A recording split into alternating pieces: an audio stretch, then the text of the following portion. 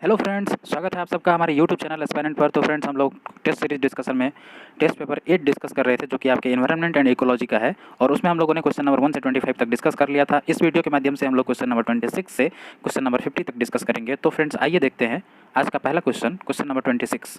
तो friends, question number 26 है, transiting exoplanet survey satellite TESS is an explorer class planet finder recently seen in news is launched by.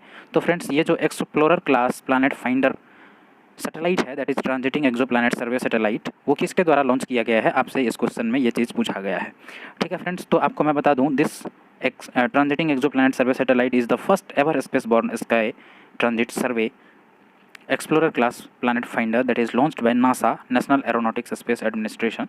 तो आपका answer बन जाएगा इसका option A, पहला ही option आपका आंसर हो गया, क्योंकि ये नासा के द्वारा लॉन्च किया गया है। तो फ्रेंड्स, ये जो मिशन है आपका TESS टेस्ट, इस मिशन का जो मेन ऑब्जेक्टिव है, its main objective is to detect the small planets, और उन स्मॉल प्लैनेट्स को डिटेक्ट करना है जिसके पास एक ब्राइट होस्ट स्टार हो। ठीक है फ्रेंड्स, अपने सोलर नेबरहुड में। तो इसका ये मेन ऑब्जेक्टिव है, और ये लॉन्च किसके द्वारा किया गया? नासा के द्वारा। तो आपका आंसर बन जाएगा ऑप्शन ए। उसके बाद आइए फ्रेंड्स, नेक्स्ट क्वेश्चन देखते हैं, क्वेश्चन नंबर 27। तो फ्रेंड्स, क्वेश्चन नंबर 27 है, कंसीडर द फॉलोइंग पेयर्स। आपको दो पेयर्स दिए गए हैं, एक तरफ वाटर हार्वेस्टिंग सिस्टम दिया गया है, किस रीजन में वाटर हार्वेस्टिंग सिस्टम को उस नाम से जाना जाता है, तो वो रीजन दिया गया है। आपको करेक्ट मैच करवाना है। देखिए, आपसे पूछा गया है करेक्टली मैच्ड। ठीक है फ्रेंड्स, तो ये जो आपका, आइए देखते हैं पहला जो हार्वेस्टिंग सिस्टम है, दैट इज़ खत्री। तो फ्रेंड्स, ये वेस्टर्न हिमालयाज से रीजन में जो है वाटर हार्वेस्टिंग सिस्टम, उसको खत्री के नाम से जाना जाता है। तो आपका पहला जो है वो करेक्टली मैच्ड है, बिल्कुल। और जो दूसरा है जोहाद, तो फ्रेंड्स ये आपका इनकरेक्ट मैच है। जो जोहाद है वो सेंट्रल इंडिया में रीजन में जोहाद के नाम से जाना जाता है। यानी जोहाद जो हार्वेस्टिंग सिस्टम है, that is known in central India. और जो कीरे है आपका KERE, that is in the Deccan plateau, यानी कि आपका जो किरे है that is also correctly matched. और जो जिंग है वो लद्दाख रीजन में जिंग के नाम से जाना जाता है। वाटर हार्वेस्टिंग सिस्टम है ये एक तरह से। ठीक है फ्रेंड्स, तो अब आप आइए ऑप्शन में, ये आपका कौन कौन सा करेक्ट हो गया, 1 और 3। तो आपका आंसर हो जाएगा ऑप्शन सी, करेक्ट। और फ्रेंड्स, इस क्वेश्चन को एक तरीके से और कर सकते थे जैसे मैंने सॉल्व किया था, क्योंकि इसमें से मेरे को सिर्फ 2 ही ऑप्शन थे जो जो जिसके बारे में मुझे पता था, एक खत्री और दूसरा जिंग। यानी खत्री मेरे को पता था कि इसको वेस्ट हिमालयन रीजन में खत्री के नाम से जाना जाता है, और जो जिंग है that is water harvesting system in the Ladakh region. ठीक है फ्रेंड्स, अब आप समझ सकते हैं 1 और 4 अपन को सिर्फ मालूम है कि 1 जो है वो करेक्टली मैच्ड है और 4 जो है वो इनकरेक्टली मैच्ड है। अब आप ऑप्शन में आइए, जिस ऑप्शन में आपका 1 इंक्लूड है वो आपका आंसर होगा। तो आपका 1 और C यानी कि B और D जो है आपका पहले ही एलिमिनेट हो गया। ये देखिए, जो आपका ऑप्शन B है वो और D एलिमिनेट हो जाएगा, क्योंकि इन दोनों में 1 नहीं है, जबकि आपका 1 जो है वो करेक्टली मैच्ड था। ठीक है, अब आइए, आपको मालूम है कि ऑप्शन 4 जो है, जो जिंग है, उसका लद्दाख से मैच है। यानी कि जो सेकेंड है जोहाद, उसके सामने लद्दाख लिखा गया है। तो इसको एलिमिनेट कर सकते हैं कि जो जोहाद जो है वो लद्दाख रीजन में नहीं है। लद्दाख रीजन में क्योंकि जिंग है, लद्दाख रीजन में जो वाटर हार्वेस्टिंग सिस्टम है दैट इज़ नोन एज जिंग। तो आप इसको कह सकते हैं कि सेकंड इज इनकरेक्टली मैच्ड, क्योंकि जो लद्दाख है वो 4 से मैच होगा, 2 से मैच नहीं होगा। तो सेकंड जो है आपका इनकरेक्टली मैच्ड हो जाएगा।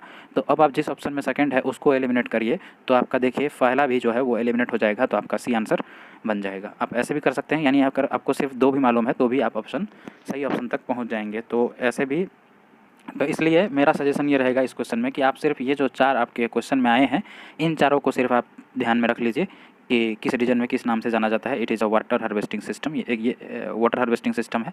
ठीक है, और किस रीजन में किस नाम से जाना जाता है। आपको इसी 4 में से कोई एक आध फंस भी गया तो आप वहाँ पर इस हिसाब से भी एलिमिनेट कर सकेंगे। ठीक है फ्रेंड, नेक्स्ट क्वेश्चन है क्वेश्चन नंबर 28। तो फ्रेंड्स, क्वेश्चन नंबर 28 है, consider the following statement with respect to the African continental free trade agreement. तो friends, African continental free trade agreements यानी FTA के बारे में आपको 2 स्टेटमेंट दिए गए हैं और आपसे करेक्ट पूछा गया है।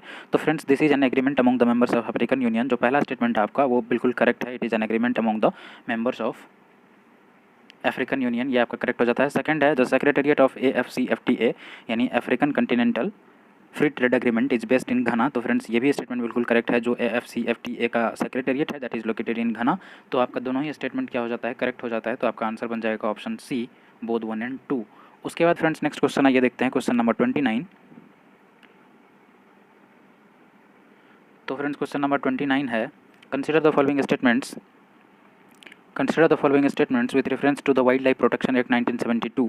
WPA 1972 के बारे में आपको 2 स्टेटमेंट दिया है और करेक्ट पूछा गया है। ठीक है फ्रेंड्स, तो हम लोग एक एक करके पहला दोनों ही स्टेटमेंट देखते हैं। पहला स्टेटमेंट है, it provides for the protection of both animals and plants species. तो फ्रेंड्स, ये बिल्कुल सही स्टेटमेंट है। जो world wild life protection act 1972 है that provides the protection against both wild animals and plants. ठीक है friends, wild animals, birds, plants और सारी चीज़ों को प्रोटेक्शन प्रोवाइड करवाता है वाइल्ड लाइफ प्रोटेक्शन एक्ट 1972। ठीक है फ्रेंड्स, सेकंड स्टेटमेंट है it has 6 schedules which provide varying degree of protection. तो फ्रेंड्स ये भी स्टेटमेंट बिल्कुल सही है। जो आपका वाइल्ड लाइफ प्रोटेक्शन एक्ट है दैट कंटेंस 6 शेड्यूल्स। ठीक है, और हर एक शेड्यूल्स में there are varying degrees of protection provided in each schedules. तो फ्रेंड्स जैसे आपका शेड्यूल 1 और शेड्यूल 2 है।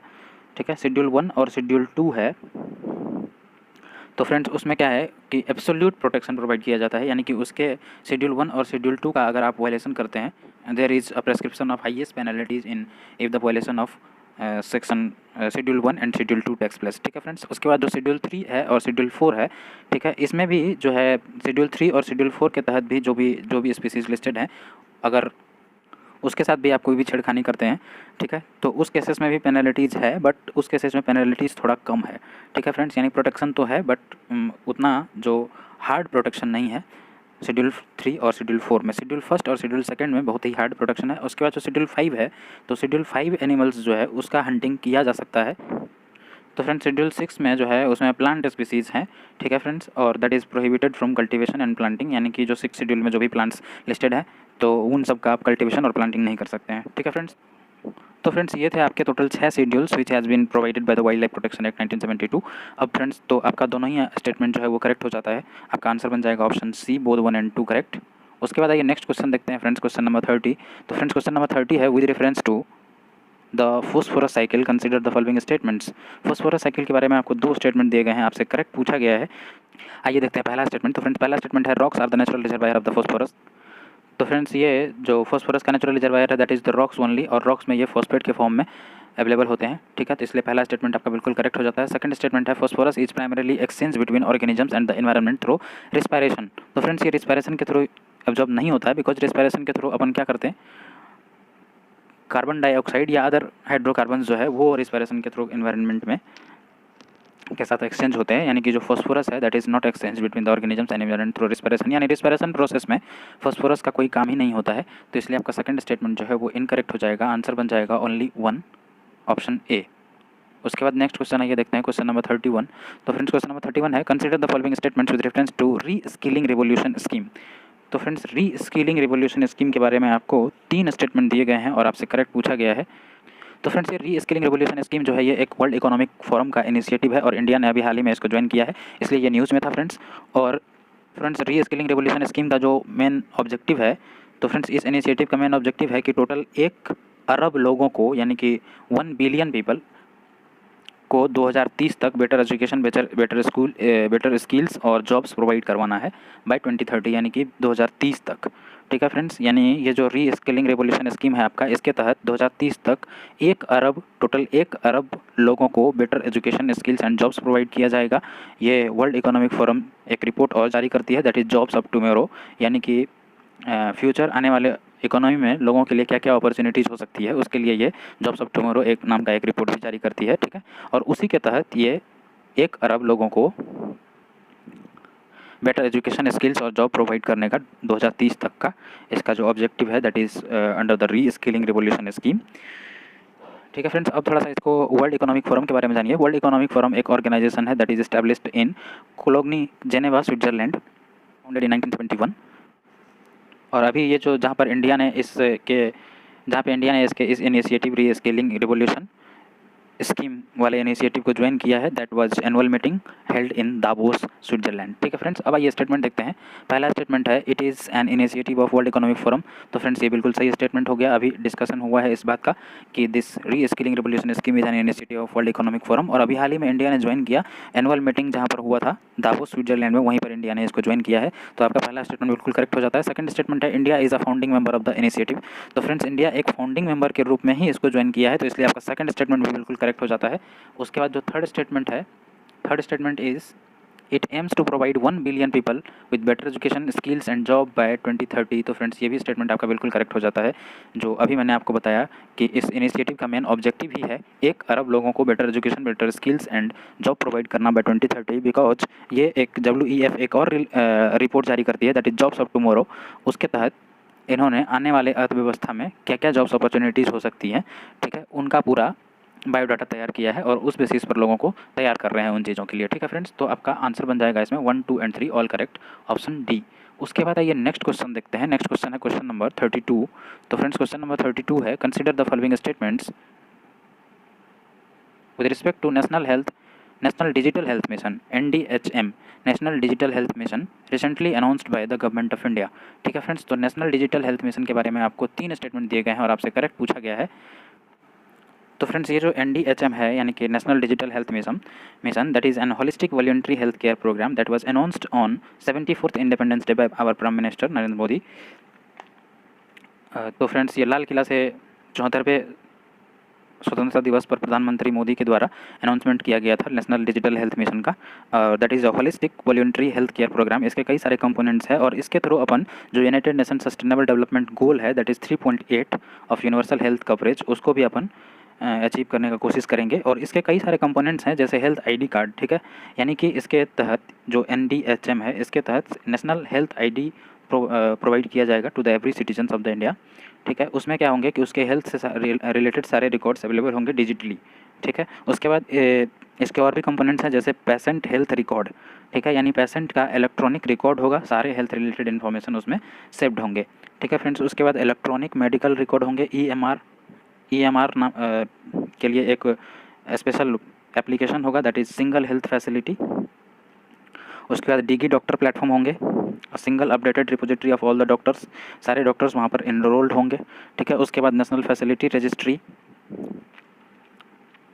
उसके बाद नेशनल हेल्थ अथॉरिटी होगा दैट उसके बाद तो फ्रेंड्स जो नेशनल हेल्थ अथॉरिटी है आपका that is attached office of ministry of health and family welfare, तो उनको गवर्नमेंट ने ये मैंडेट दिया है कि आप NDHM को अच्छे से इम्प्लीमेंट करिए, ठीक है फ्रेंड्स। यानी कि implementing authority will be the national health authority that is under the ministry of health and family welfare, ठीक है फ्रेंड्स। अब ये स्टेटमेंट देखते हैं। पहला स्टेटमेंट है it is a voluntary health care program that aims to create an integrated digital health infrastructure, that is correct friends. अभी अपन ने डिस्कस किया कि ये एक वॉलंटरी हेल्थ केयर प्रोग्राम है, ठीक है, जो कि डिजिटल हेल्थ इंफ्रास्ट्रक्चर क्रिएट करेगा। इसके तहत जितने भी कंपोनेंट्स अपन ने डिस्कस किए सारे डिजिटली थे, यानी कि जो आपका ID कार्ड है दैट इज़ ऑल्सो डिजिटली, यानी कि उसमें भी आपके हेल्थ रिलेटेड जितने भी डाटा होंगे that will be available digitally. उसके बाद पेशेंट हेल्थ रिकॉर्ड होगा, इलेक्ट्रॉनिक मेडिकल रिकॉर्ड होगा, डिगी डॉक्टर प्लेटफॉर्म होगा, दैट ऑल ये सारी चीज़ें जो है आपका वेब पोर्टल ये इन सब पे अवेलेबल होंगे, तो ये सारे ही डिजिटल हैं।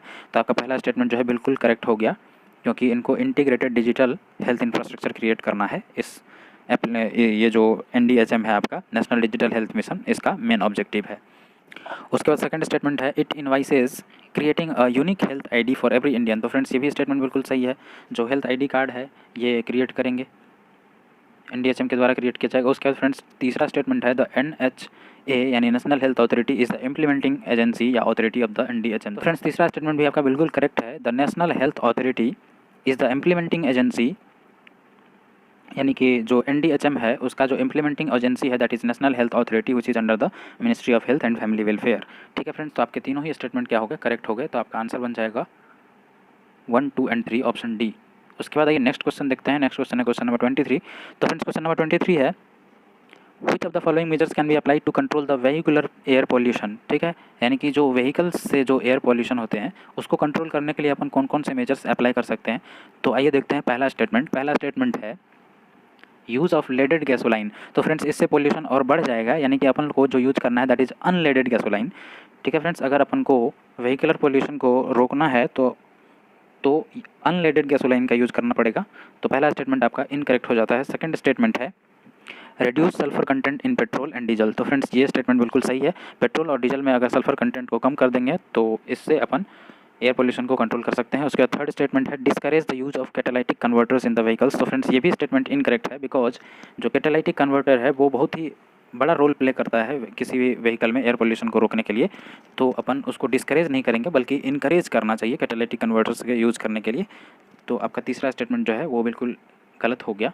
और फोर्थ है use of methanol blended petrol. तो फ्रेंड्स ये मेथनॉल ब्लेंडेड पेट्रोल जो है ये एक बहुत अच्छा पेट्रोल साबित हो रहा है, यानी इसका यूज़ करके देखा गया तो इसमें पाया गया कि जो कार्बन डाइऑक्साइड एमिशन है वो काफ़ी हद तक कम हो गया है, ठीक है फ्रेंड्स। तो यानी कि ये एक अच्छा ऑप्शन हो सकता है in reducing the pollution, air pollution caused bye vehicular emissions. ठीक है फ्रेंड्स, तो मिथेनॉल ब्लेंडेड पेट्रोल का यूज हम लोग कर सकते हैं अगर अपन को एयर पोल्यूशन से बचाना है। ठीक है फ्रेंड्स, तो आपका पहला इनकरेक्ट हो गया, तीसरा भी इनकरेक्ट हो गया। तो करेक्ट कौन कौन सा हो गया, 2 और 4। तो आपका आंसर बन जाएगा 2 and 4, option B. Option B आपका करेक्ट हो गया। उसके बाद नेक्स्ट क्वेश्चन देखिए, क्वेश्चन नंबर 34।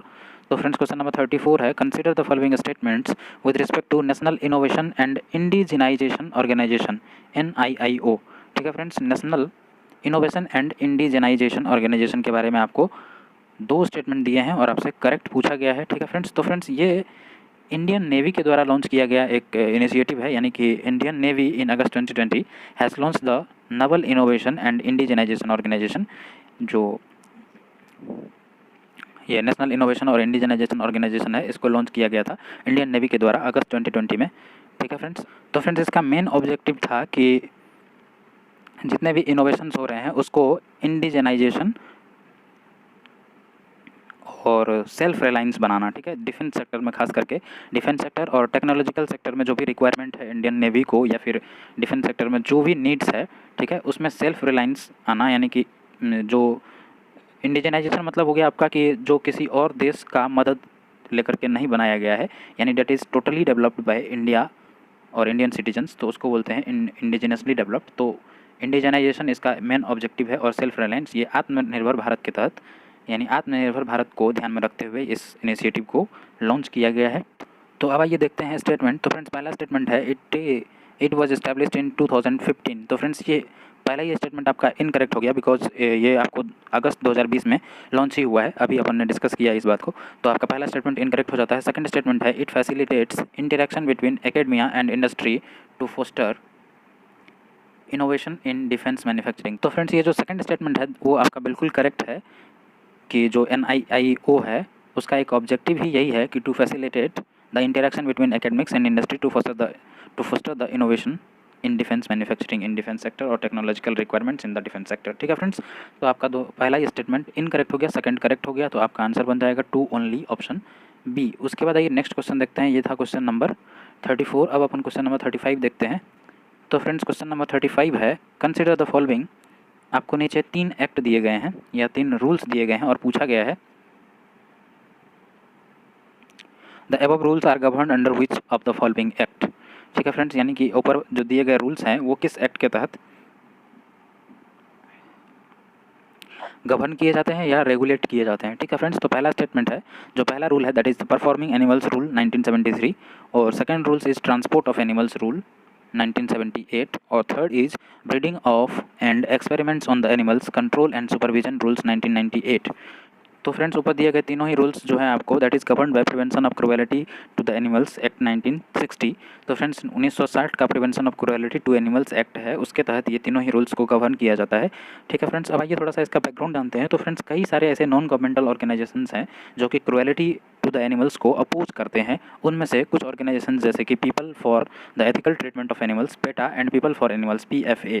ठीक है, ये कुछ ऑर्गेनाइजेशंस हैं जो इस क्षेत्र में काम करते हैं, यानी कि इन जो क्रूएल बिहेवियर एनिमल्स के साथ किया जाता है लोगों के द्वारा, जैसे स्लॉटर हाउस हो गया, या फिर मेडिसिनल टेस्ट जो होते हैं वो पहले एनिमल्स पे किए जाते हैं। तो मान के चलिए कई सारे ऐसे दवा होते हैं जो पहले सही ढंग से नहीं बन पाता है और उसका अपन जो टेस्ट करते हैं वो एनिमल्स के ऊपर करते हैं, तो उससे उन पे जो बुरा प्रभाव पड़ता है, उन सब चीज़ों को रोकने के लिए ये सारे नॉन गवर्नमेंटल ऑर्गेनाइजेशन जो काम करते हैं। ठीक है फ्रेंड्स, तो इनका प्रेशर होता है कि ये जो prevention of quality to animals है, तो इनके सभी रूल्स को फॉलो करवाना। ठीक है फ्रेंड्स, तो इसके तहत कई सारे रूल्स हैं, यानी कि जो prevention of cruelty to animals act है 1960, उसके तहत कई सारे ऐसे रूल्स हैं that is govern by this act. तो उनमें से जैसे परफॉर्मिंग ऑफ एनिमल्स रूल है 1973, परफॉर्मिंग ऑफ एनिमल्स रूल्स 1972, यानी जो आपका पहला स्टेटमेंट लिखा हुआ है परफॉर्मेंस, ये परफॉर्मिंग एनिमल्स रूल 1973। तो फ्रेंड्स ये 1973 भी है और 1972 भी है, दोनों ही हैं। उसके बाद ट्रांसपोर्ट ऑफ एनिमल्स 1978 है।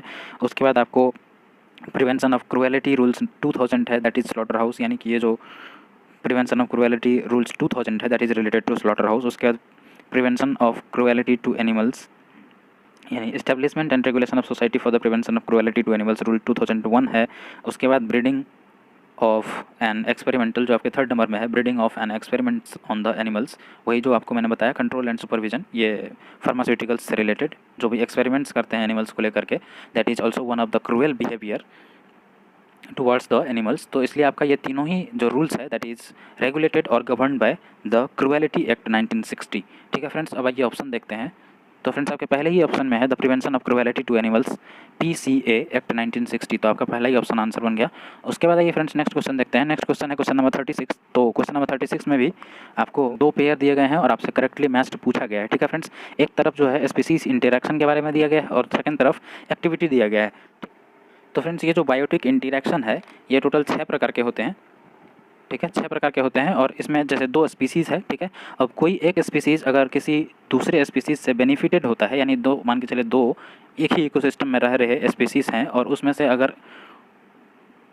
एक को बेनिफिट होता है और एक को हार्म होता है, ठीक है, उसको हम लोग किसी एक अलग टर्म से यानी कि डिनोट करते हैं। और फिर अगर मान चले दोनों को बेनिफिट होता है that is denoted by some another terms.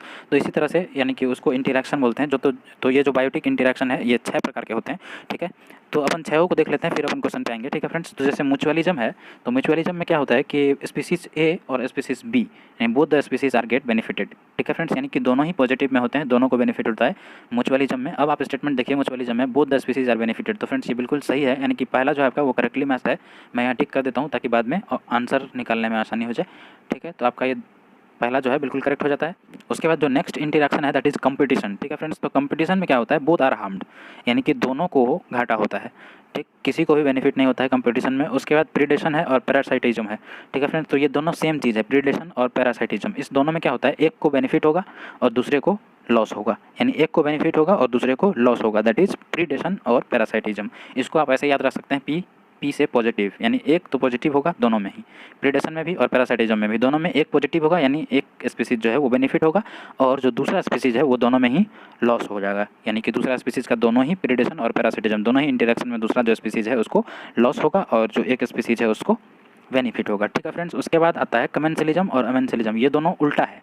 ठीक है, इसमें क्या है कि जो कमेंसलिज्म है उसमें एक स्पीसीज जो है वो बेनिफिटेड होगा और दूसरा स्पीसीज को कोई फर्क नहीं पड़ेगा, वो न्यूट्रल रहेगा। ठीक है फ्रेंड्स, यानी एक पॉजिटिव है दूसरा जीरो है। और अमेंसलिज्म में एकदम उल्टा, इसमें क्या है कि एक को लॉस होगा और दूसरा अनएफेक्टेड होगा, यानी कि दूसरा न्यूट्रल रहेगा, दूसरा को कोई फर्क नहीं पड़ेगा।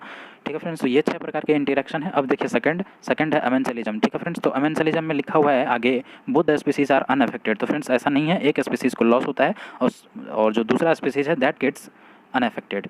तो आपका सेकंड स्टेटमेंट जो है वो इनकरेक्ट हो जाता है। उसके बाद आइए थर्ड देखते हैं। तो फ्रेंड्स थर्ड है कंपटीशन। तो कंपटीशन में दोनों ही स्पीसीज को लॉस होता है, वो मैंने आपको बताया था, और इसमें लिखा हुआ है both the species are disadvantaged, यानी वही चीज़ लिखी हुई है। तो तीसरा भी स्टेटमेंट आपका बिल्कुल करेक्ट है। तो पहला करेक्ट हो गया और तीसरा करेक्ट हो गया, तो आंसर बन जाएगा 1 और 3, जो कि आपके ऑप्शन बी में है। तो ऑप्शन बी हो गया करेक्ट। उसके बाद आइए नेक्स्ट क्वेश्चन देखते हैं। ये कितना नंबर क्वेश्चन था, ये था क्वेश्चन नंबर 36। तो फ्रेंड्स अब आइए 37 देखते हैं।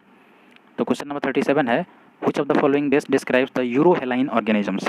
तो फ्रेंड्स यूरोहेलाइन ऑर्गेनिजम्स के बारे में आपको पूछा गया है, यानी एक तरह से उसका डिस्क्रिप्शन पूछा गया है कि यूरोहेलाइन ऑर्गेनिजम्स को किस तरह से डिस्क्राइब करेंगे आप। तो फ्रेंड्स जो यूरोहेलाइन ऑर्गेनिजम्स है वो ऐसे ऑर्गेनिजम्स को बोलते हैं जो अपने आप को सैलिनिटीज़ में अडॉप्ट कर लेते हैं, यानी वाइड रेंज ऑफ सैलिनिटीज़ में भी अपने आप को अडॉप्ट कर लेते हैं।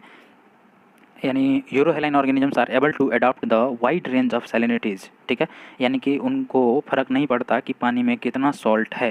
ठीक है, वो कम सलाइन वाटर में भी रह सकते हैं और ज़्यादा सलाइन वाटर में भी अपने आप को अडॉप्ट कर लेते हैं। तो उसे तो ऐसे ऑर्गेनिजम्स को अपन बोलते हैं यूरीहेलाइन ऑर्गेनिजम्स। ठीक है, और इसका जस्ट अपोजिट होता है स्टेनोहेलाइन ऑर्गेनिजम्स। ठीक है फ्रेंड्स, तो स्टेनोहेलाइन ऑर्गेनिजम्स में क्या होता है कि वो जो है वाइड फ्लक्चुएशन ऑफ सैलिनिटी को टॉलरेट नहीं कर सकते हैं, यानी कि वो सिर्फ एक ही तरह के सैलिनिटी में एग्जिस्ट कर सकते हैं। उन जैसे मान के लिए अगर कोई कम सलाइन वाटर में रहने का आदी है तो उसको अगर ज़्यादा सलाइन वाटर में डाल देंगे तो वो वहाँ नहीं जी पाएगा। ठीक है फ्रेंड्स, तो ऐसे ऑर्गेनिजम्स किस कैटेगरी में आएंगे, स्टेनोहेलाइन कैटेगरी में। और जो अपने आप को सैलिनिटीज़ के हिसाब से अडॉप्ट कर लेता है दैट इज यूरीहेलाइन ऑर्गेनिजम्स। ठीक है, तो अब आप ऑप्शन पढ़िए। पहला है it is an aquatic species which can survive and adopt in a wide range of salinities. तो फ्रेंड्स पहला ही आपका आंसर हो जाता है, यूरीहेलाइन जो है वही है जो आपके वाइड रेंज ऑफ सैलिनिटीज़ में अपने आप को अडॉप्ट कर लेते हैं रहने के लिए, दैट इज़ यूरीहेलाइन ऑर्गेनिजम्स। तो आपका पहला स्टेटमेंट जो है जो ऑप्शन ए है वही करेक्ट हो गया। उसके बाद फ्रेंड्स अब क्वेश्चन नंबर 38 देखिए। तो फ्रेंड्स क्वेश्चन नंबर 38 है which of the following is are the possible reasons of habitat destructions and deterioration। तो फ्रेंड्स हैबिटेट डिस्ट्रक्शंस का जो पॉसिबल रीजंस है वो आपको दिए गए हैं नीचे। पहला देखिए एग्रीकल्चरल एक्सपेंशन। तो फ्रेंड्स ये बिल्कुल सही स्टेटमेंट है। एग्रीकल्चरल एक्सपेंशन, एग्रीकल्चर के लिए अपन कई सारे जंगलों को साफ करके वहाँ पर एग्रीकल्चरल फील्ड क्रिएट कर दिए, तो उसके वजह से कई स्पीसीज़ के जो है हैबिटेट वो खतरे में आ गया। तो पहला स्टेटमेंट जो है बिल्कुल करेक्ट है। उसके बाद सेकंड है live stock pressure, that is also correct. Third है ह्यूमन कन्फ्लिक्ट्स एंड वॉर्स, तो फ्रेंड्स इसके वजह से भी कई सारे स्पीसीज़ के हैबिटेट जो है वो उजड़ गए। तो फ्रेंड्स आपके 1, 2 and 3 all are the possible reasons for the deterioration और डिस्ट्रक्शन ऑफ द हैबिटेट। तो आपके आंसर बन जाएंगे ऑप्शन ए 1, 2 एंड 3। उसके बाद फ्रेंड्स नेक्स्ट क्वेश्चन देखते हैं, क्वेश्चन नंबर 39। तो फ्रेंड्स क्वेश्चन नंबर 39 है consider the following statements with reference to particulates. Particulates के बारे में आपको 2 स्टेटमेंट दिए गए हैं और आपसे करेक्ट पूछा गया है। तो फ्रेंड्स पहला है they are both liquid and solid aerosols that remain suspended in the atmosphere. तो फ्रेंड्स पहला स्टेटमेंट आपका बिल्कुल करेक्ट हो जाता है, because this particulate matter exist in both solid and liquid form और सॉलिड और liquid aerosols that remain suspended in the atmosphere. तो आपका पहला स्टेटमेंट जो है वो करेक्ट हो गया। और जो सेकंड स्टेटमेंट है the effect of the particulate matter is independent of size of the particulate. तो फ्रेंड्स सेकंड स्टेटमेंट जो है वो आपका इनकरेक्ट है, because the effect of particulate matter is fully dependent on the size of particulates, क्योंकि कई ऐसे sizes के पार्टिकुलेट मैटर्स हैं that is very very dangerous for the human health. जैसे एयरबॉर्न पार्टिकल्स हैं, जैसे डस्ट हो गया, फ्यूम्स हो गया, मिस्ट हो गया, तो ये सब काफ़ी डेंजरस होते हैं ह्यूमन हेल्थ के लिए, यानी कि साइज़ पर डिपेंडेंट होते हैं ये। तो फ्रेंड्स जो आपके बड़े साइज़ के पार्टिकुलेट होते हैं वो आपके नोजल्स पासेस में ही रुक जाते हैं, यानी वो आपके लंग्स में एंटर नहीं कर पाते हैं। तो इसलिए ये जो इफेक्ट है पार्टिकुलेट मैटर का वो साइज़ पर पूरी तरह से डिपेंड करता है, तो ये इंडिपेंडेंट नहीं होता है साइज़ से। तो आपका सेकंड स्टेटमेंट जो है इसलिए इनकरेक्ट हो जाता है। पहला करेक्ट है आपका, करेक्ट ही पूछा गया है, तो आपका आंसर बन जाएगा ओनली 1 ऑप्शन ए। उसके बाद फ्रेंड्स नेक्स्ट क्वेश्चन देखिए, नेक्स्ट क्वेश्चन है क्वेश्चन नंबर 40। तो क्वेश्चन नंबर 40 है which of the following factors are responsible for desertification. तो फ्रेंड्स डेजर्टिफिकेशन के लिए कौन कौन से फैक्टर रिस्पॉन्सिबल हैं आपको वो पूछा गया है। तो पहला देखिए अनसाइंटिफिक इरिगेशन प्रैक्टिसेस। तो फ्रेंड्स इससे भी डेजर्टिफिकेशन बढ़ता है। सबसे पहले तो आप यूनाइटेड नेशन के द्वारा जो डेजर्टिफिकेशन का डेफिनेशन है उसको लिख करके रख लीजिए, क्योंकि मेंस में अगर इस तरह का कोई भी क्वेश्चन आता है तो वहाँ पर आप इसको पूरी तरह से line by line word by word जो है यही चीज़ चिपका सकते हैं। तो इसका फ्रेंड्स मैं डेफिनेशन बोल रहा हूँ, land degradation in arid, semi arid and dry सब humid areas brought about by the factors such as climate variations and human activities is called desertification। तो फ्रेंड्स ये जो डेफिनेशन है that is given by United Nations, तो ये definition आप कहीं पर भी अच्छे से लिख सकते हैं and it will put a good impression on the examiners. अब देखते हैं अपन responsible factors for the desertification. तो पहला है अनसाइंटिफिक इरीगेशन प्रैक्टिसेस। तो फ्रेंड्स ये बिल्कुल सही स्टेटमेंट है, जो अनसाइंटिफिक इरीगेशन प्रैक्टिसेस है which will lead to the desertification. उसके बाद over grazing by the cattles है। तो फ्रेंड्स ये भी स्टेटमेंट सही है, ये भी डेजर्टिफिकेशन की ओर ले जाता है हमें। उसके बाद जो क्रॉप रोटेशन है, तो फ्रेंड्स क्रॉप रोटेशन से क्या होता है कि सॉइल का जो यील्ड है दैट इज़ इम्प्रूव्ड। ठीक है, क्रॉप रोटेशन के थ्रू क्या होता है कि यील्ड जो है वो इम्प्रूव कर जाता है समय के हिसाब से। तो फ्रेंड्स इसलिए क्रॉप रोटेशन जो है वो डेजर्टिफिकेशन का कारण नहीं बनता है, इसलिए तीसरा जो है वो आपका आंसर में नहीं होगा। उसके बाद जो फोर्थ ऑप्शन है यूज ऑफ ऑर्गेनिक मैन्यूर्स। तो फ्रेंड्स ऑर्गेनिक मैन्यूर्स के यूज़ करने से भी सॉइल का टेक्सचर जो है वो और इम्प्रूव करता है, ना कि वो डेजर्टिफाई होता है। यानी मरुस्थलीकरण के लिए जो है ऑर्गेनिक मैन्यूर्स का यूज़ करके हम लोग मरुस्थलीकरण से हम लोग बचा सकते हैं लैंड को। यानी कि फ्रेंड्स जो ऑर्गेनिक मैन्यूर्स है उसका यूज करके हम लोग लैंड को डिग्रेड होने से बचा सकते हैं, उसको हम लोग डेजर्टिफाई होने से बचा सकते हैं, यानी मरुस्थलीकरण से बचा सकते हैं। ऑर्गेनिक मैन्यूर्स जो है वो डेजर्टिफिकेशन से हमें बचाता है, डेजर्टिफिकेशन की ओर नहीं ले जाता है। इसलिए जो यूज ऑफ ऑर्गेनिक मैन्यूर्स है that is not responsible for the desertification. तो ये भी आपके आंसर में नहीं होगा। तो आपका आंसर बन जाएगा ओनली 1 एंड 2, यानी कि only 1 and 2 are responsible for the desertification. इसलिए आपका आंसर हो गया ओनली 1 एंड 2 ऑप्शन ए। ठीक है फ्रेंड्स, उसके बाद नेक्स्ट क्वेश्चन आइए। Next question number 41। तो फ्रेंड्स क्वेश्चन नंबर 41 है which of the following are the benefits of tillage of soil. यानी कि टिलेज ऑफ सॉइल यानी सॉइल को खोदना, एक तरह से जोतना भी बोल सकते हैं। तो फ्रेंड्स सॉइल को जोतने के क्या क्या बेनिफिट्स हैं वो आपसे पूछे गए हैं। नीचे 3 स्टेटमेंट दिए गए हैं। पहला देखिए रिमूवल ऑफ वीड्स। तो फ्रेंड्स ये बिल्कुल सही स्टेटमेंट है। टिलेज जो है उसकी वजह से यानी जो भी क्रॉप फील्ड्स पर जो भी छोटे छोटे वीड्स उगाते हैं, ठीक है, उनको रिमूव करने में आसानी होती है। तो ये स्टेटमेंट बिल्कुल सही है। सेकंड है increases biological activities in the soil. तो ये भी स्टेटमेंट बिल्कुल सही है। थर्ड है इम्प्रूव सॉइल एरेशन। तो फ्रेंड्स ये भी स्टेटमेंट जो है बिल्कुल सही है। यानी कि तीनों ही स्टेटमेंट, तीनों ही जो है वो आपका टिलेज का बेनिफिट है। तो आंसर बन जाएगा आपका 1, 2 एंड 3 ऑप्शन डी। उसके बाद नेक्स्ट क्वेश्चन आइए। नेक्स्ट क्वेश्चन है the process involves thermal decomposition of substances. ये ध्यान देने लायक बात है, थर्मल डिकम्पोजिशन, यानी कि इस डिकम्पोजिशन में हम लोग हीट का काफ़ी ज़्यादा यूज करने वाले हैं। ठीक है, अंडर द इनर्ट कंडीशन, ये भी ध्यान रख लीजिए। कंडीशन क्या है, inert condition in an oxygen deficient environment. तो फ्रेंड्स ये सारी बातें इन तीन चीज़ों से आप अंदाज़ा लगा सकेंगे कि ये कौन से प्रोसेस की बात कर रहा है। ठीक है फ्रेंड्स, तो this process involves thermal decomposition of substances under the inert condition in an oxygen deficient environment. This process is widely used in the industrial processes like transforming biomass into bio oil and leads to the production of syn gases. ठीक है friends, तो syn gas का हम लोग production करते हैं इस process का यूज करके। तो ये जो प्रोसेस है ये पैरोलिसिस है। ठीक है फ्रेंड्स, तो पैरोलिसिस प्रोसेस है उसमें हम लोग, ये एक थर्मल प्रोसेस है, यानी कि इसमें हम लोग काफ़ी ज़्यादा हीट का प्रयोग करते हैं। फ्रेंड्स ये जो पैरोलिसिस वर्ड है ना, ये एक ग्रीक वर्ड है और इसका मीनिंग ही होता है पैरो means fire and lysis means separating, यानी कि आग डाल करके हम लोग इसको अलग अलग तोड़ते हैं। ठीक, तो इसलिए ये जो प्रोसेस है वो पैरोलिसिस है, यानी पैरोलिसिस प्रोसेस के बारे में ही बात किया है आपसे, तो इसलिए आपका आंसर बन जाएगा ऑप्शन डी, पैरोलिसिस। बाकी ऑप्शन सी देख लीजिए जो फर्मेंटेशन है। तो फ्रेंड्स फर्मेंटेशन एक केमिकल ब्रेकडाउन होता है, chemical breakdown of the substances by bacteria और ईस्ट। जैसे मक्खन से पनीर बनाते हैं वो फर्मेंटेशन प्रोसेस है बाय यूजिंग ईस्ट। उसके बाद बायोमेथानेशन है, that is the process of organic material, उसको माइक्रोबायोलॉजिकली कन्वर्ट करते हैं और उसमें एनएरोबिक कंडीशंस में उसको बायोगैस में कन्वर्ट किया जाता है। उसके बाद आपका इंसिनरेशन है। तो friends incineration is a way to treat the waste.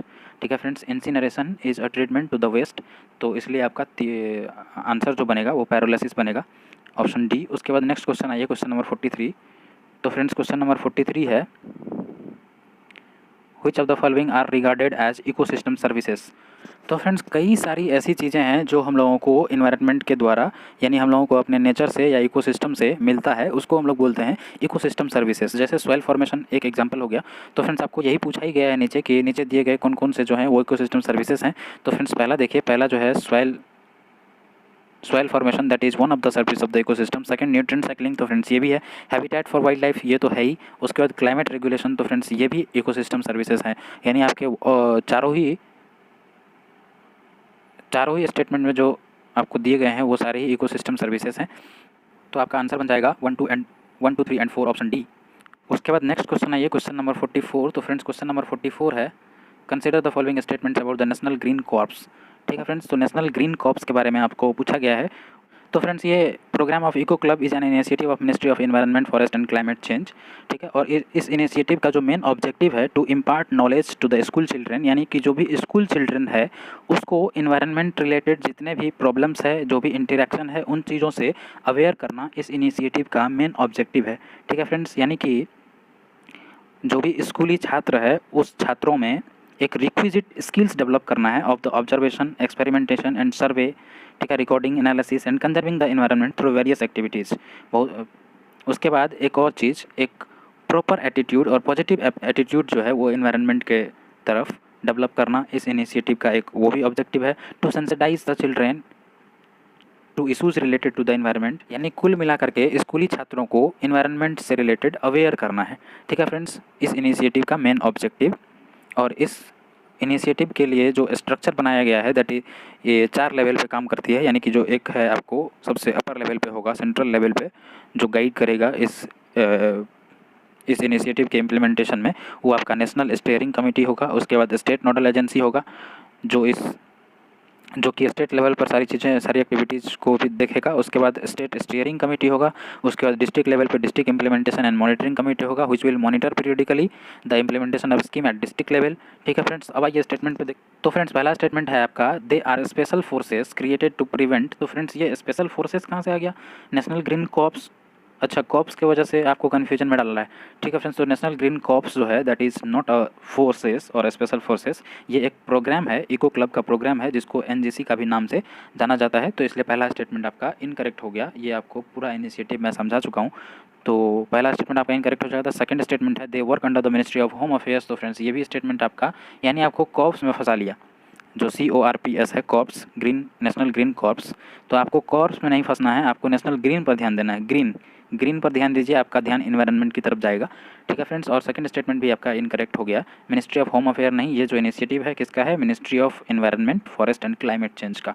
तो आपका दोनों ही स्टेटमेंट जो है इनकरेक्ट हो जाता है, आपसे करेक्ट पूछा गया था, इसलिए आपका आंसर हो जाएगा नाइदर 1 नॉर 2, ऑप्शन डी। उसके बाद फ्रेंड्स नेक्स्ट क्वेश्चन आइए, नेक्स्ट क्वेश्चन है क्वेश्चन नंबर 45। क्वेश्चन नंबर 45 है, which of the following is are the reasons behind the loss of biodiversity. Biodiversity के लॉस के पीछे क्या क्या कारण है? तो फ्रेंड्स इसमें बायोडाइवर्सिटी लॉस के कई कारण हैं, जैसे हैबिटेट लॉस एंड फ्रेगमेंटेशन। ठीक है फ्रेंड्स, हैबिटेट लॉस की वजह से जो है कई सारे स्पीसीज़ वो विलुप्त होते चले जा रहे हैं इस वर्ल्ड से। तो आपका यानी कि हैबिटेट लॉस जो है बायोडाइवर्सिटी लॉस के का एक बहुत बड़ा कारण है। उसके बाद over exploitation of the resources by the human beings. उसके बाद alien species invasion, alien species जहाँ पर यानी कि जो बाहर से कोई स्पीसीज़ आ जाते हैं, ठीक है, तो जो वहाँ का नेटिव स्पीसीज़ है उनके लिए वो डेंजरस हो जाता है। उसके बाद को एक्सटिंक्शन है। तो ये सभी फैक्टर्स हैं which is responsible for the biodiversity loss. तो आपका स्टेटमेंट में जो क्वेश्चन में, तो फ्रेंड्स आपके क्वेश्चन में जो स्टेटमेंट दिया गया है, पहला है over exploitation, that is correct. Second है को एक्सटेंशन, तो फ्रेंड्स ये भी करेक्ट हो गया। थर्ड है फ्रेगमेंटेशन ऑफ हैबिटेट्स, तो फ्रेंड्स तीसरा भी आपका करेक्ट हो गया। यानी कि all three are the factors responsible for the biodiversity loss. तो आंसर हो जाएगा आपका ऑप्शन ए 1, 2 एंड 3। उसके बाद फ्रेंड्स नेक्स्ट क्वेश्चन है, ये क्वेश्चन नंबर 46। क्वेश्चन नंबर 46 है which of the following types of the radiation are the sources of radiation pollution. ठीक है फ्रेंड्स, रेडिएशन पोल्यूशन के बारे में, यानी जो रेडिएशन पोल्यूशन है उसके कौन कौन से सोर्स हैं नीचे दिए गए। तो फ्रेंड्स रेडिएशन पोल्यूशन जो है वो दो तरीके से हो सकते हैं। एक तो नेचुरल रेडिएशंस भी हो सकता है और एक मैन मेड रेडिएशंस भी हो सकता है। ठीक है फ्रेंड्स, जैसे कॉस्मिक रेडिएशंस हो गया, अल्ट्रावायलेट रेडिएशंस हो गया, ये सब आपके नेचुरल रेडिएशंस के एग्जांपल्स हैं। और जो न्यूक्लियर वेपन्स हो गया दैट इज़ मैन मेड, और mining of radio active materials हो गया, यानी कि माइनिंग भी जो आप करते हैं तो वो भी आपका मैन मेड में आ जाएगा। यानी कि जो माइनिंग है और न्यूक्लियर वेपन्स रिलेटेड एक्टिविटीज़ है, तो फ्रेंड्स ये सब आपका man made sources of radiation हो गया, रेडिएशन पोल्यूशन। तो आपके चारे ही ये जो चारों नीचे दिए गए हैं, this all the 4 are the sources of radiation pollution. तो आपका आंसर बन जाएगा 1, 2, 3 एंड 4 ऑप्शन डी। उसके बाद फ्रेंड्स नेक्स्ट क्वेश्चन आइए, क्वेश्चन नंबर 47। तो फ्रेंड्स क्वेश्चन नंबर 47 है which of the following statements is are correct regarding the merchandise export from India scheme, यानी MEIS स्कीम के बारे में आपसे पूछा गया है। तो फ्रेंड्स ये merchandise export from India scheme जो है ये एक इंसेंटिव स्कीम था।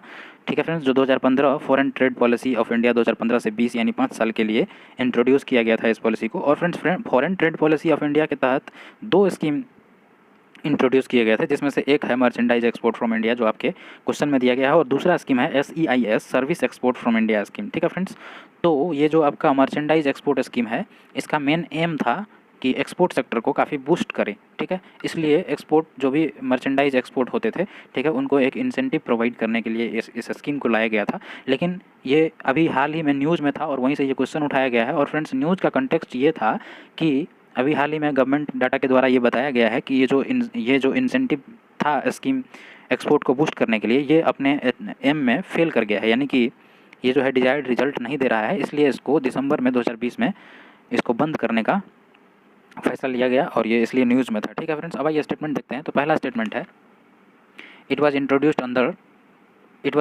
Under the foreign trade policy in India 2015-20। तो फ्रेंड्स ये स्टेटमेंट बिल्कुल सही है। अभी मैंने आपको बताया कि फॉरेन ट्रेड पॉलिसी 2015 से 20 जो है उसके तहत 2 स्कीम का इंट्रोडक्शन हुआ था, जिसमें से एक स्कीम यही है आपका मर्केंडाइज एक्सपोर्ट फ्रॉम इंडिया। ठीक है फ्रेंड्स, उसके बाद सेकंड स्टेटमेंट है it aims to provide an incentive in the form of duty credit script. ये टी यहाँ से मिसप्रिंट है, यहाँ पे टी हो जाएगा script, to the exporter to compensate for his loss on the payment of duties. तो फ्रेंड्स ये भी स्टेटमेंट बिल्कुल करेक्ट है। ये जो है इस स्कीम का जो ऑब्जेक्टिव था to provide an incentive in the form of duty credit script. ठीक है फ्रेंड्स, तो फ्रेंड्स आपका जो सेकंड स्टेटमेंट है वो भी बिल्कुल करेक्ट है, बिकॉज इस स्कीम का जो मेन ऑब्जेक्टिव था to provide an incentive in the form of duty credit, उन सभी एक्सपोर्टर को जिनका किसी न किसी ड्यूटीज़ पेमेंट की वजह से कोई ना कोई लॉस हुआ है उनको कंपनसेट करने के लिए। ठीक है फ्रेंड्स, तो आपका आंसर बन जाएगा बोथ 1 एंड 2 ऑप्शन सी। उसके बाद नेक्स्ट क्वेश्चन है, ये देखते हैं क्वेश्चन नंबर 48। तो फ्रेंड्स क्वेश्चन नंबर 48 है which of the following statements are correct with regard to the eligibility of becoming members of international solar alliance. तो फ्रेंड्स इंटरनेशनल सोलर अलायंस के मेंबर होने के लिए पहले जो एलिजिबिलिटी क्राइटेरिया था वो ये था कि जो भी इक्वेटोरियल रीजन में जो भी कंट्री लाइक करेंगे वो सब मेंबर बन सकते हैं, क्योंकि इक्वेटोरियल कंट्रीज़ में क्या है कि जो सनलाइट है वो आपके पूरे साल भर सनलाइट मौजूद होता है चूँकि इक्वेटोरियल रीजन में। तो इसलिए इंटरनेशनल सोलर अलायंस में पहले यही प्रावधान किया गया था कि जो भी इक्वेटोरियल रीजन में जो भी कंट्री लाई करेंगे वही इस अलायंस के मेंबर बन सकते हैं, यानी कि वो सारे कंट्री जो ट्रॉपिक ऑफ कैंसर और ट्रॉपिक ऑफ कैप्रिकॉर्न के बीच लाई करते हैं वो इस अलायंस के मेंबर हो सकते हैं। लेकिन अभी हाल ही में इस नियम को बदला गया है। हाल ही में एक एग्रीमेंट किया गया और जिसमें UN मेंबर कंट्रीज़ को भी इस अलायंस का मेंबर बनने के लिए अलाउ कर दिया गया है। ठीक है फ्रेंड्स, तो अब आइए ऑप्शन देखते हैं। पहला स्टेटमेंट है all the members of the countries of United nation. तो फ्रेंड्स ये बिल्कुल सही स्टेटमेंट है, बदलाव के हिसाब से अब इसको भी अलाउ कर दिया गया है। और जो सेकंड स्टेटमेंट है all solar rich countries which lie fully between the Tropic of Cancer and Tropic of Capricorn. तो फ्रेंड्स ये पहले का प्रोविजन था, तो ये भी आपका बिल्कुल करेक्ट हो गया, यानी कि ये आज भी है ही, इसको हटाया थोड़ी नहीं गया है, ये है ही। उसके अलावा जो यूएन मेंबर कंट्रीज है उनको भी अलाउ कर दिया गया है। तो आपका पहला और दूसरा ये स्टेटमेंट आपका करेक्ट हो गया, तो आंसर बन जाएगा ऑप्शन सी बोथ 1 एंड 2। उसके बाद आइए नेक्स्ट क्वेश्चन देखते हैं, क्वेश्चन नंबर 49। तो फ्रेंड्स क्वेश्चन नंबर 49 है which of the following is are the functions powers of the state pollution control board. तो friends state pollution control board के functions के बारे में आपको 3 स्टेटमेंट दिए गए हैं और आपसे करेक्ट पूछा गया है। तो फ्रेंड्स ये जो आपका वाटर एक्ट है 1974, यानी water prevention and control of the pollution act 1974, तो ये स्टेट कंट्रोल बोर्ड और सेंट्रल कंट्रोल बोर्ड दोनों को ही रेगुलेट करता है, बल्कि ये हर एक उस एजेंसी को रेगुलेट करता है which is responsible for checking on the water pollution. ठीक है फ्रेंड्स, और एनी टाइप ऑफ पोल्यूशन। तो आइए देखते हैं पहला स्टेटमेंट। तो फ्रेंड्स पहला स्टेटमेंट है रिव्यूइंग द मैटर्स। ये देखिए पहला स्टेटमेंट है reviewing the matters related to the identification and notification of the disposal sites. तो फ्रेंड्स ये स्टेटमेंट बिल्कुल करेक्ट है, क्योंकि ये जो आपका वाटर प्रिवेंशन एक्ट है इसके थ्रू स्टेट गवर्नमेंट और स्टेट कंट्रोल बोर्ड और सेंट्रल कंट्रोल बोर्ड दोनों को चूँकि एक ही एक्ट रेगुलेट करता है, तो दोनों के पास बराबर फंक्शंस है। यानी कि ये जो रिव्यूइंग द मैटर्स है, यानी कि डिस्पोजल साइट से रिलेटेड जो भी नोटिफिकेशन है उसको रिव्यू करना, तो वो स्टेट कंट्रोल बोर्ड भी कर सकता है, सेंट्रल कंट्रोल बोर्ड भी कर सकता है। तो इसलिए आपका पहला स्टेटमेंट जो है वो बिल्कुल करेक्ट हो गया। उसके बाद सेकंड स्टेटमेंट है to cancel the authorisation of or suspend it if the occupier of the disposal site is not following the provisions of the disposal aisles. ठीक है फ्रेंड्स, तो फ्रेंड्स सेकंड स्टेटमेंट भी आपका बिल्कुल करेक्ट हो जाता है, बिकॉज स्टेट कंट्रोल बोर्ड के पास भी पूरा ये पावर है कि वो किसी का भी ऑथराइजेशन कैंसिल भी कर सकता है और सस्पेंड भी कर सकता है if the occupier of the disposal site is not following the provisions of the disposal allies. ठीक है फ्रेंड्स, तो इसलिए आपका सेकंड स्टेटमेंट भी बिल्कुल करेक्ट हो जाता है। उसके बाद थर्ड स्टेटमेंट है issue prohibition orders to the concern person from discharging any poisonous और नॉक्सस और पोल्यूटिंग मैटर्स। तो फ्रेंड्स ये स्टेटमेंट भी बिल्कुल करेक्ट है कि अगर कोई पर्सन कहीं कोई भी पॉइजनस चीज़ें या कोई भी पोल्यूटिंग मैटर्स कहीं पर भी डिस्चार्ज कर रहा है तो उसके प्रोहिबिशंस के लिए ऑर्डर्स इशू कर सकता है। स्टेट कंट्रोल बोर्ड के पास ये पावर भी है। तो आपका तीनों ही स्टेटमेंट क्या हो गया, करेक्ट हो गया। तो आपका आंसर बन जाएगा ऑप्शन 1, 2 एंड 3, ऑप्शन सी। उसके बाद आइए friends next question, question number 50। आज के इस वीडियो का सबसे अंतिम क्वेश्चन यानी कि लास्ट क्वेश्चन देखते हैं। तो क्वेश्चन है a large fully intact ice shelf across the Ellesmere island of a country recently broke off due to the global warming. Which country is being referred to in the passage? तो friends अभी हाल ही में Canada का एक 4000 साल पुराना मिलनी ice shelf जो है वो ग्लोबल वार्मिंग की वजह से ब्रोक ऑफ हो गया है, यानी कि टूट गया है। ठीक है, तो ये उसी आइस शेल्फ का बात कर रहा है, एल्समेयर आइसलैंड का पार्ट हुआ करता था वो। तो इसलिए आपका आंसर हो जाएगा कनाडा। कनाडा देखिए ऑप्शन बी में है, तो आपका आंसर हो गया ऑप्शन बी। ठीक है फ्रेंड्स, तो ये थे आपके इकोनॉमिक के टेस्ट पेपर 8, जिसमें हम लोगों ने आज के वीडियो में क्वेश्चन नंबर 26 से क्वेश्चन नंबर 50 तक डिस्कस किया है। तो फ्रेंड्स अगर आपको हमारे इस इनिशिएटिव से प्रिपरेशन करने में मदद मिल रही है तो सब्सक्राइब कीजिए हमारे चैनल, शेयर कीजिए अपने दोस्तों के साथ और करते रहिए तैयारी। All the best for prelims 2021। Thank you.